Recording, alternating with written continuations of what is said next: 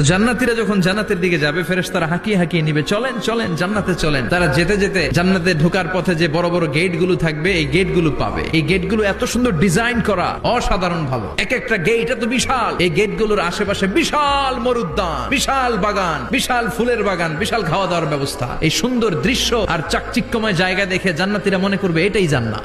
জান্নাতীরা বসে ওখানে খাওয়া দাওয়া শুরু করে দিবে। ফেরেশতারা বলবে এটা না, এটা তো জান্নাতের গেট, চলেন চলেন। জান্নাতীরা কয় এত সুন্দর, চলো চলো সেটাতে ঢুকবো। আবার অনেক লম্বা একটা পথ পাড়ি দেওয়ার পরে দ্বিতীয় গেট। জান্নাতীরা ফেরেশতাদেরকে আর কিছু জিজ্ঞেস না করে ওইখানেও খাওয়া দাওয়া শুরু। ফেরেশতারা আবার বলবে এটা জান্নাত নয়, জান্নাত অনেক দূরে। জান্নাতীরা আবার ছুটতে শুরু করবে, ছুটতে ছুটতে 3 নাম্বার গেট যে কত বড়, ওই জায়গার সৌন্দর্য নাজ নেয়ামত দেখে জান্নাতীরা 100% নিশ্চিত হয়ে যাবে যেটা জান্নাত না হয়ে পারে না। ফেরেশতারা বলবে এটা জান্নাত না, জান্নাত আরো দূরে।